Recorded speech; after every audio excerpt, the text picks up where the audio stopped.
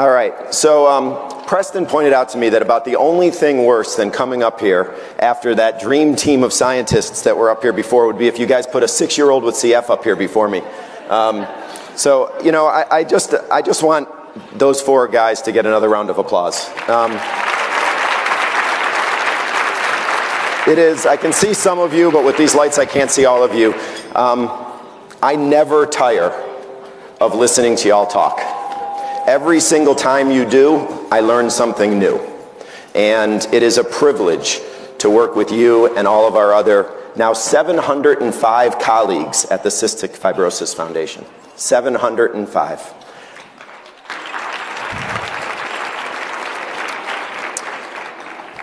So last year, wait a second, I think we're missing something. Let's go back. There we go. I want to talk about this quote. Give you a second. The way you change the world is one life at a time. And what you have done in creating the most amazing story in medicine, in being its authors, in being its heroes, as Preston said, is you've changed the world. You've changed the world for people with cystic fibrosis. One life at a time.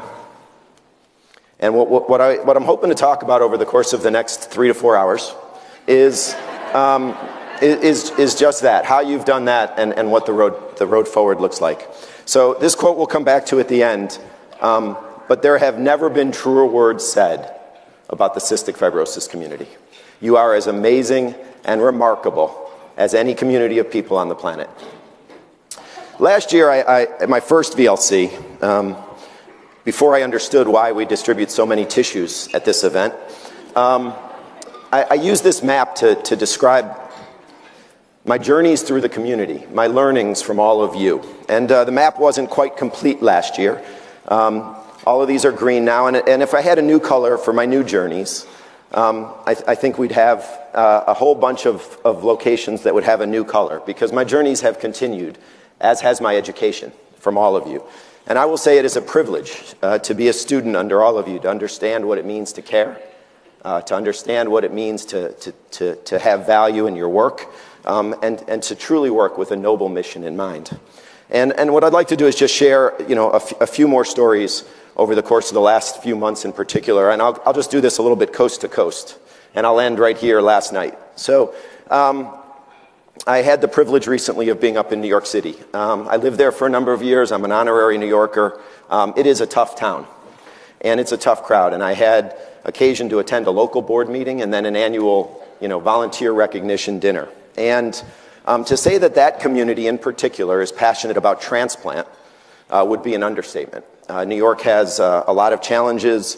Al mentioned that there was a time only a few months ago where there could literally be a lung available in Fort Lee, New Jersey, and it wouldn't make its way into New York, and it wasn't Chris Christie's fault because he closed the bridge. They'd recently changed those rules, but we have a passionate board member in New York whose daughter has had 2 transplants in the last year and a half, and that community is passionate, not just passion around donation, but passionate about outcomes. And they wanted to talk about it. So I was the lamb sent for slaughter, but once again, I had the privilege of having a couple of lifelines, and Al and Mary joined by phone, and we had an incredibly robust conversation about the importance of transplant to our CF community. And that was, again, I knew it was important, but to have it so viscerally and personally driven home was incredible. And then I got on a plane, I traveled across the country, and I go to Los Angeles. And over the course of the next few days, you'll hear more about our Tomorrow's Leaders program. But walking into their annual their annual volunteer recognition dinner, and seeing all of these young people there, and as I poked and prodded and met them all and asked, why are you here, I found out that they were all part of our Tomorrow's Leaders program. And many of them had suffered loss because of CF, and they were either personally, directly, or indirectly connected. And it just showed the power of that program to expand our community. We're not a license plate, Super Bowl advertisement community. We're an inner circle community that gradually extends our community outward. And Tomorrow's Leaders is an incredibly powerful way to do that. So I hope you take advantage of learning more about that over the next couple of days. And then I want to my last little journey over the last few months real quick. Mary, I see you sitting there. I can't avoid you. You're right there. Had the privilege, where's my North Carolina contingent? that I got to go on the hill with. You're always loud. That had to be Dee Dee screaming. So I got to go up on the hill yesterday, and then I think even more pronounced for me was to attend the dinner last night, and Cam was there as well, and there was not a dry eye in the house. People would get up and they'd speak about their experiences, and they'd speak about why they are advocating and why they care so much. And every single time I thought the mic would drop and it would never get picked up again, it would get picked up again, and then I'd say, okay, here goes another mic drop. The stories just built one on the other and the other. The one that I think will stick with me is raising your hand and saying, we'll fight. And that is the spirit of this community. I've got to go to my cheat sheet here for the numbers. The latest up-to-date numbers, I don't know where Dave is, but we had 220 advocates representing 47 states have 400 meetings on the Hill yesterday.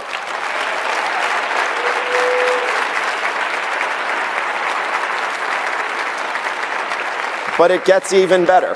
Thanks to the magic of technology, I made the mistake of referring to a hashtag as a pound sign yesterday. I don't think I will ever live that down. But thanks to the magic of technology, we had 800 more people participate online and make 2,200 more connections to elected officials. So Mary and her self-proclaimed Team Awesome once again delivered and did a wonderful job. So I want to pivot a little bit internally. So we'll spend a lot more time talking about the community and what you can do in just a minute. But I'd like to, I already said that we have 705 folks at the CF Foundation. And I'd like to just pivot a little bit internally and talk a little bit about what's going on inside our walls. It's not something we do that often, but I think it's important that you know. So I want to just talk very broadly. When we think about the business of the foundation, what we do to achieve our mission, we start with people, and we think about human resources. We are a services business. We are a people business. That is our asset. Our asset is 705 passionate people who spend every single working minute of their lives trying to make CF stand for Cure Found. That's what we do every day.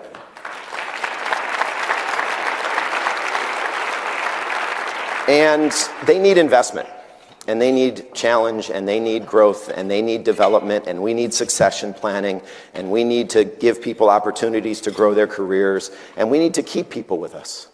We think they're wonderful, and we know that you do too, and it's important that we keep them with us, so we're investing in our people. We want to make the CF Foundation an easier place to work, so we're investing in our processes. It's not surprising that these areas didn't necessarily get investment in the past, but they deserve our investment today.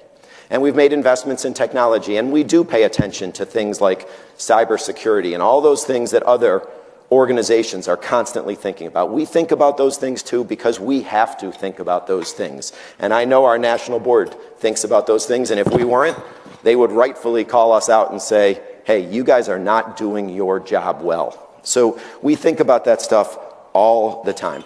Preston mentioned our new space in Bethesda. I know that many of you have had an opportunity to visit.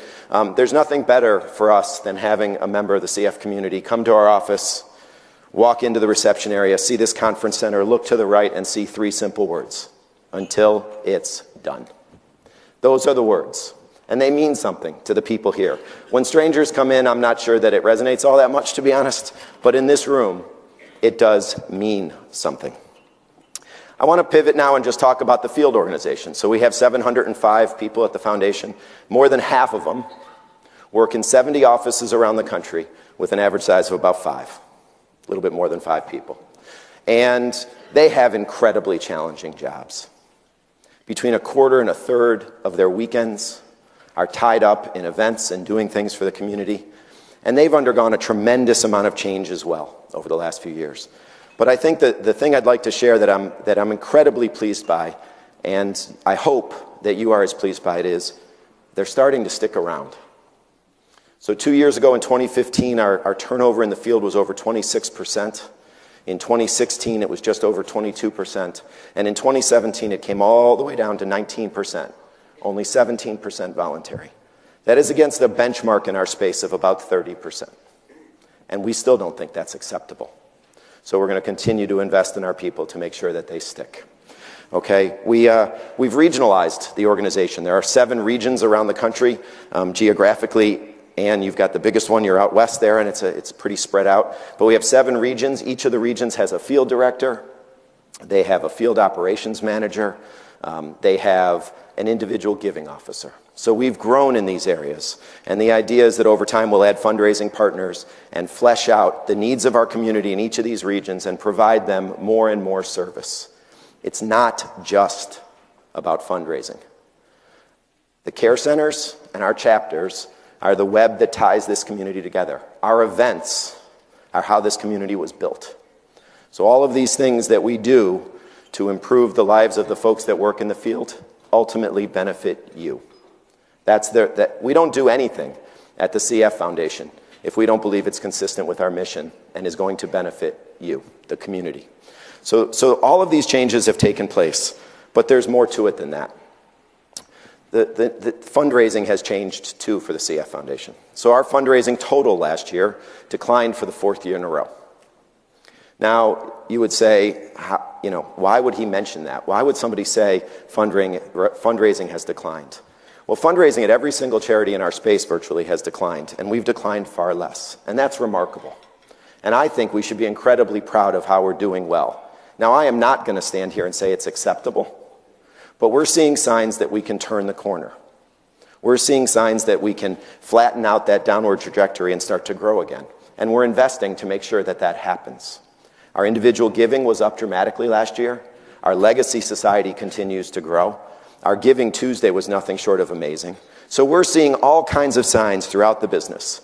And I want to just give a big shout out to Maureen, the entire fundraising organization, our individual giving officers, the field directors, all of the executive directors and field staff that are in the room for the remarkable work they do in driving us forward.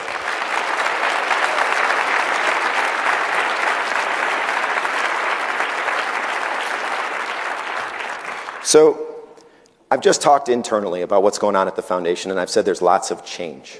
And change is sort of the theme, and I guess I've given away my musical taste a little bit. Whoops.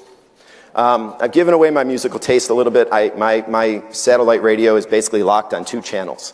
E Street Radio, but I didn't feel like quoting Bruce today, and classic vinyl. And I'm a Bob Dylan fan. So the opening lyrics to this song: "Come gather around people wherever you roam, and admit that the water around you have grown, and accept it that soon you'll be drenched to the bone. If your time to you is worth saving, then you better start swimming or you'll sink like a stone, for the times they are a-changin'." So that, I happened to hear this song a few weeks ago, and I said, that might just work. There is a tremendous amount of change, both within our walls and, more importantly, in your lives. You just had people up here talking about how that change feels, about what it looks like. And I think Preston is very eloquent, and he says this regularly, that the biggest change from when many of you started this journey to what people today that are just beginning the journey feel is the word hope. That's the biggest difference. But it occurs to me that perhaps hope is not felt the same way by everybody, which is why we're in this until it's done. So I'm going to just personalize this a little bit. 6 months ago next week, I lost my father. So that causes you to reflect. You think a lot. He was 86 years old. He was at work the day he died. He'd been at the gym the day before, gone for a 3-mile walk the day before that. He spent, I think, 1 night in a hospital in his entire life. And I had occasion to say, that is a life well lived. You could sign me up right now. But when things like that happen, you tend to get very reflective. And you focus on a couple of things, or at least, I guess I did.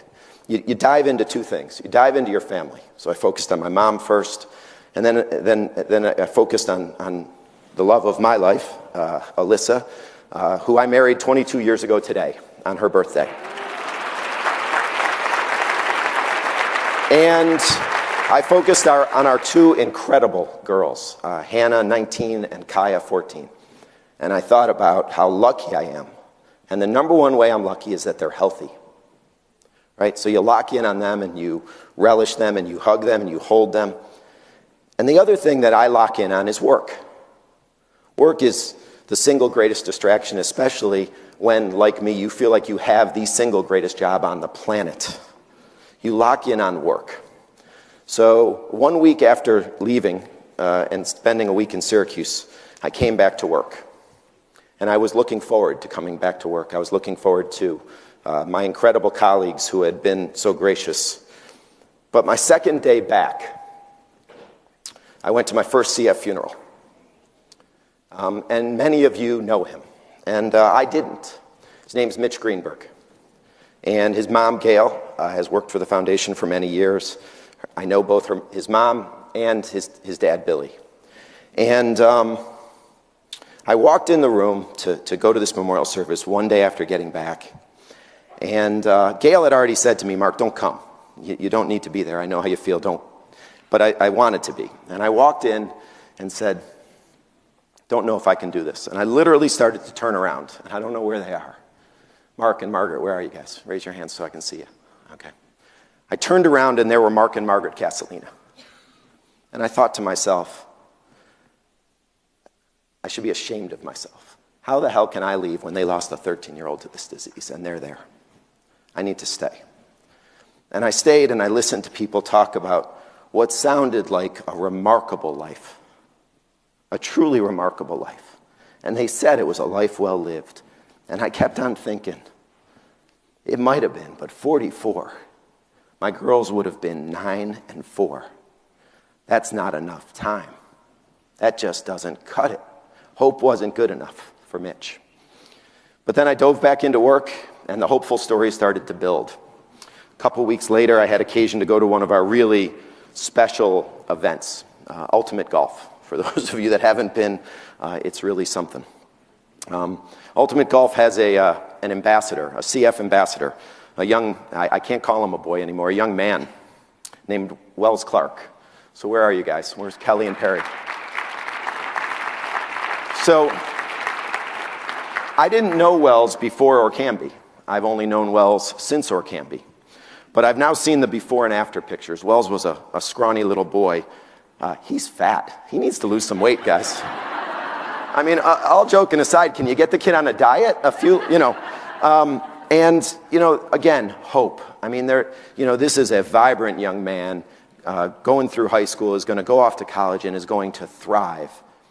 And it's because of all of you and the hope that you've given his family and the hope that he has every reason to have. And that was amazing. And then, every year, one of the most powerful testaments to hope is to just show up and walk in the room at the North American. It's unbelievable, guys. It's an amazing experience to walk in and see 5,000 people dedicated to the same thing that everyone in this room wants. And you hear all of our brilliant scientists and all of the brilliant scientific community that they've fostered and developed through all of these years talk about these amazing things that are coming. And you can't help but continue to be filled with hope.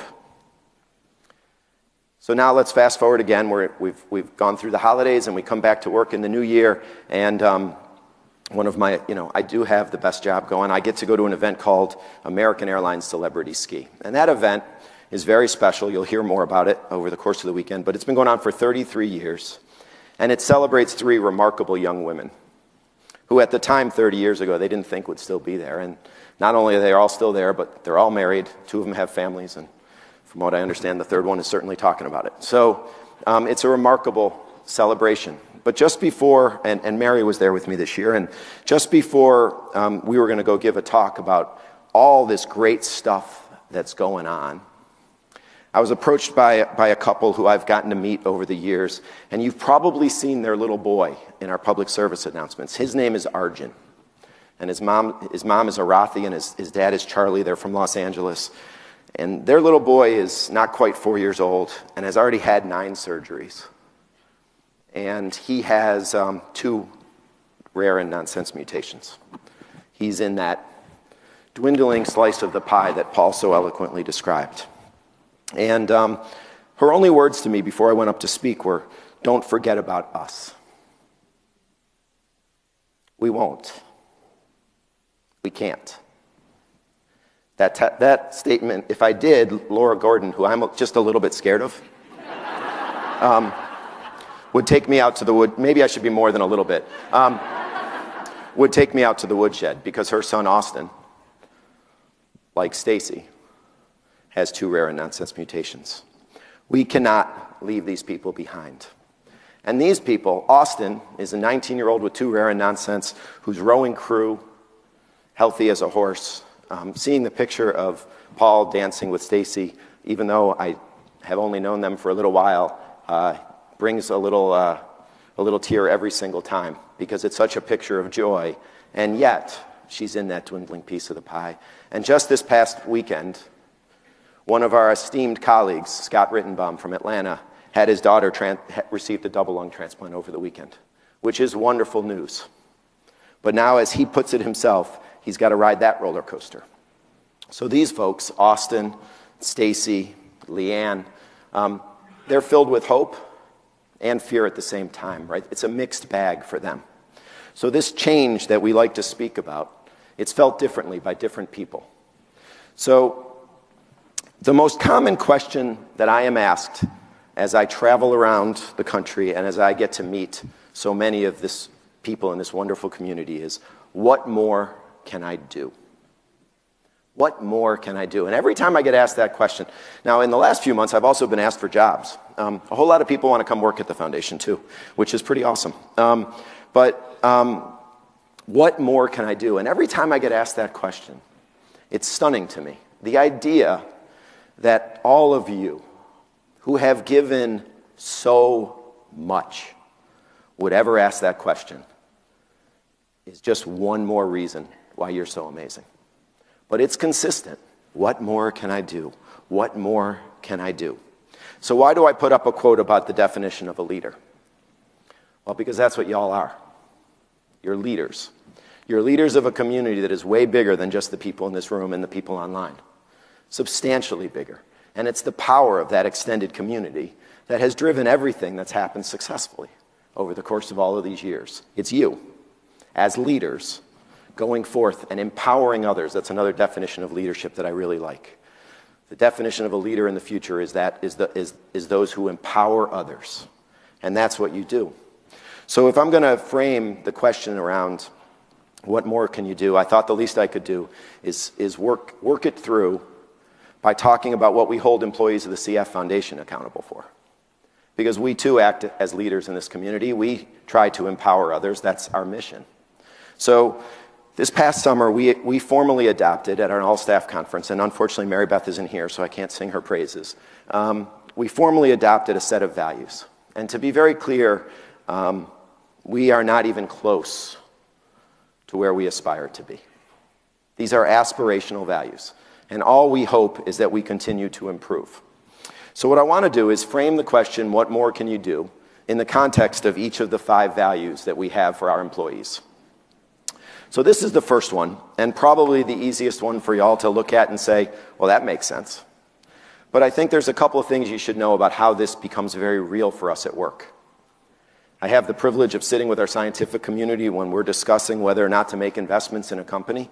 And every single time we have that discussion, the only question that ultimately matters is, would this be good for a person with CF?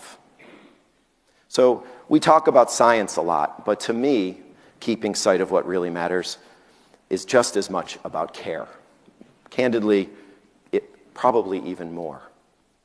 The care centers that Bruce oversees, the patient registry that he oversees, that has enabled all of this wonderful research, is where we really keep sight of what really matters. So what does that look like for the community if I'm going to answer the question, what more can you do? And I think from the stories, it's clear we still have work to do to get to this place until it's done. So what more can you do? I think I want you to cast your eyes forward. Mike and Bill and Preston and Al, they talked about what the future is going to look like. And they haven't been issued crystal balls, but they have their own version of them in science. And if you cast your eyes forward 10 years, and you think about the results that we saw for these triple therapies, and we assume, like we do, that there's better yet to come, people are never even going to hear of the CF Foundation. right? Here's what's going to happen. You're going to go to the doctor, you're going to have a new baby, and you're going to be told your child has cystic fibrosis, and the disease burden could potentially just be a pill a day. We don't know. We don't have that crystal ball, but imagine that. That's what you've enabled. That's exactly what you have accomplished by paying it forward the way you have, is that those folks may never call their local chapter and say, I'm desperate for help. Can you help me understand what on earth has just happened to our family? Right? They're never going to ask that question. So what that means is that it's that much more important that we not let anyone in our community go. I have heard stories of how tired people are, and I get it. I can't even imagine how tired some of you must be fighting this fight for as long as you have. And yet I'm going to just ask that you stay engaged. Nothing more, nothing less. Just stay engaged. Remember the people that Paul asked to stand up before every time you're thinking, boy, I'm tired. Just remember them. Remember their faces. Remember their names. You know them. They've been fighting for you. We need to continue to fight for them. That's keeping sight of what really matters. Aspiring for excellence. This is pervasive. This will be a never-ending quest. We will never be done with this. Work would be really boring if we ever were. But I want to place a particular emphasis on one area, and I'll highlight my colleague Amy, who's sitting right here, and that's communications. We produce a tremendous amount of wonderful content. And one of our greatest emphasis for our employees is making sure that they're leveraging that content to learn, to educate themselves about what's going on in CF so that they can then educate others, right? If you haven't watched the plenaries, watch the plenaries. The session that you just saw up here, it was recorded. Watch it. Read the Research We Fund page on our website so you understand exactly how we're investing your money, okay? Read the Nonsense and Rare Mutations Initiative white paper. Read the lung transplant white paper. All of this content is amazing. And if you spend the time to read and to listen, you learn a tremendous amount. So this is what we're asking of our people. So it's a pretty simple one. If you wanted to know what more can you do, you're the leaders. From you go forward and you empower others. The best way that you can empower others is to do the same. We try really hard to get content out as cleanly and crisply and frequently as we can. And good communication requires that you say something at least 3 times in 3 different ways. But it relies on people to take the time to educate themselves, and then they can then communicate. You are the authors of the most amazing story in medicine. The better educated you are, the better you tell a story. It is really that simple. So do it. Take the time. That's the thing you could do. This one's easy today. Paul, Bonnie, Maureen, Molly, the entire VLC planning team, the collaboration, the communications team, the meetings team, everybody that's got a program table, the collaboration that has to happen to pull the magic of VLC off is nothing short of amazing. This is what we aspire to. We aspire to collaboration. We try not to have silos in our office. We try to make sure that we're working together. We are more powerful together. I don't think that needs to be explained to you guys. How does that work? What more can you do? Realize that working with your chapters is the path forward. That's all. Just work together. Your power together is infinitely more powerful than your power apart. Okay? We do have rules, and I know y'all don't like them all the time. I know that, all right? I know some of you are still passionate about your raffles. Sorry, they're not coming back. But respect the fact that the folks that you're working with locally are executing on a decision that was taken with your best interests in mind. That doesn't mean that every decision we take you agree with. That's not what Stronger Together necessarily means. But it really is helpful to us, and it allows us to do our work better if you assume the best and assume that every decision we take is keeping sight of what really matters. And I just got a couple more of these. Innovating with courage. This one is fascinating because I think even within our walls when we launched this one, everyone assumed this was venture philanthropy. Well, we're the Venture Philanthropy Foundation, right? This has got to be just about that. And the simple fact is there is so much innovation going on within the walls of the Cystic Fibrosis Foundation. Venture philanthropy is incredibly innovative, and it is incredibly important. But there's so many other things going on. Preston mentioned what we're doing with the adult community, where's, I don't know where Drucy is sitting. I haven't seen her yet today, but I'm sure she's here somewhere. What Drucy Borowitz and the Community Partnerships team is doing to connect people with CF and now connect their families virtually through events is incredibly innovative. We're challenging our field organization to get more creative, take some risks within our guidelines. We'll set some boundaries, take some risks. If we fail, it's okay. Smart failure is okay. We try not to repeat our mistakes and we try to make well-informed decisions. And if we make some mistakes, we learn from them and we move on. That's innovating with courage. So what more can you do? Oops, that's not the way I wanted to go. What more can you do? I think what I would ask of you is, if you are feeling tired, find something else to do. We have so many offerings. CF Cares. Every chapter will have at least two CF Cares. These events this year, these are events that are not fundraising events. They're events that are geared towards caregivers to create a cohort of people that can learn from each other and support each other. Attend an advocacy event. Advocate whether you're at an event or not. That's something you could do different. Participate in a mini-con that's designed for families, or encourage your loved ones to participate in BreatheCon. These are all things that you can do to break out of your mold, to do something different. And I will say that many of you, my suspicion, is that many of you have graduated from Great Strides in some form or fashion. Many of you haven't, but I suspect that many of you have. This is the 30th year of Great Strides. If you don't want to be a team and you don't want to be a leader, just go. Attend a walk. It's the greatest single gathering, the largest single gathering of our community in any one place. It will energize you. It will fill you with that hope that you need, that's sustaining, that keeps you going. Get to a walk. It's all good. You'll enjoy yourself, I promise. And last but not least, we care about our people. Now, I guess I've already sort of talked a little bit about the employees within the foundation, all 705 of us. But I guess the thing I would ask you to do is, if you read this, you'll notice, and all those who support our shared mission. We care about you. So what more can you do? We would ask nothing more than the same back. That's really the sum total of our ask. So that brings us back to where I began with this wonderful quote. Never doubt that a small group of thoughtful, concerned citizens can change the world. Indeed, it is the only thing that ever has. That's what you've done. Our only hope for that continuing, our only hope to be in this until it's done, is that, as it has always been, it will always be, that this community stay together until it's done. So I will end by just saying the same thing that I say in every email that I send to every Mass staff email. I will just say thank you for your engagement. We appreciate it very much.